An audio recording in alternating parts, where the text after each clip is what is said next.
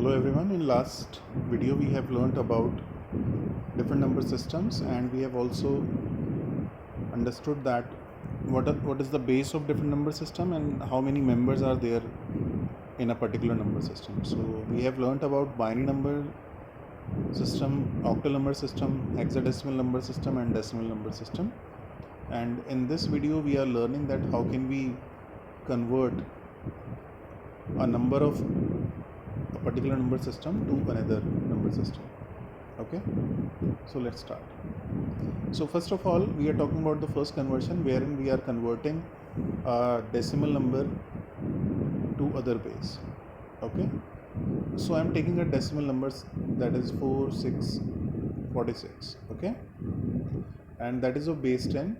Then I want to convert it into base 2. Okay, the same phenomena, the same concept that I'm explaining here will be used if I convert this number into base 8, it means octal number, and the same phenomena will be applicable if I use this base 10 number to hexadecimal number system. Okay, so concept is single, a unique concept is applied to all these three conversions. Okay, let's understand the concept. Now what is to be done? If we have a decimal number system, for example, I've taken 46 here, and we have to divide this number system, this number 46, by the base of the number system in which we want to convert it. For example, this is 46. If I want to convert this into binary, I have to divide it by 2. If I want to convert this into octal, then I have to divide it by 8. If I want to divide this number by to hexadecimal, then I have to divide it by 16. Okay, here I am taking an example in which I am converting this 46 into binary. Okay, this is the first condition. Second condition is when we divide by 2, then we will have a quotient and will have a remainder. If we divide any number by 2, either we'll get 0 as a remainder or we will get 1 as a remainder, because a binary number system is created by these remainders only, so only zeros and ones can be produced. If I speak the same rule here also, then if I divide 46 by 8 and if I store remainders, so remainders will be 0, 1, 2, 3, 4, so on up to 7, because octal number system has 0 to 7 numbers only, digits only. And if I divide any decimal number to hexadecimal numbers, so the remainder will be from 0 to 15 only. Okay, so whenever we form a number by remainders only. Okay, so let's try this. So 46, and what is to be done? I have to divide this 46 by 2 because I want to convert this into a binary number. Okay, so divided by 2. How many times will it go? 23 times. And what is remainder? 0. Again divided by 2, 11 times it will go, and remainder will be 1.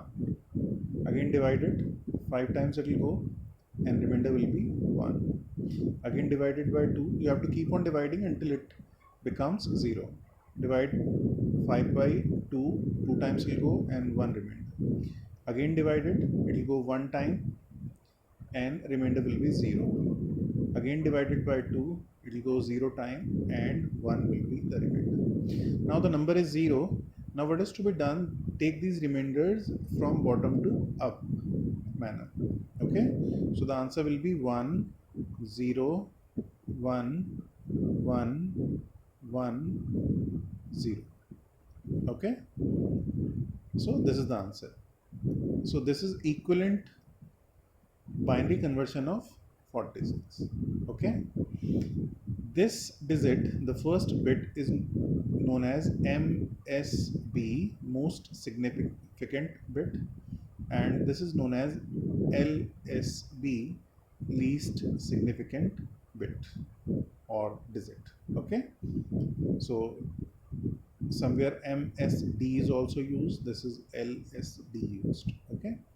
So for bit, we can write bit, and if it is not a bit, then we can write MSD or LSB, least significant digit, and this is most significant digit. Okay, so this is the now same you people can apply. You can pause the video here only, and you can apply the same concept that I have applied here to convert 46 into base 10, base 8. And what is to be done? 46 divided by 8, store the remainders and take it in reverse order. Okay, so this will be the answer. Same thing can be done with 46 also. Okay, now let's go to next slide. Okay, now the same thing that I've explained in the last slide, it is also showing here. So we have a number 1 2 3 4 5. So how will I read this number? This is 12,345. Okay, so we are dividing it by 2. So these are the quotients and these are the values which are coming as remainder. So we are dividing it. Okay, you can go through it yourself. 1. Okay, when 1 has come, then 1 is the most significant bit and this is least significant bit. So in this example, this is we can say MSB and this is LSB.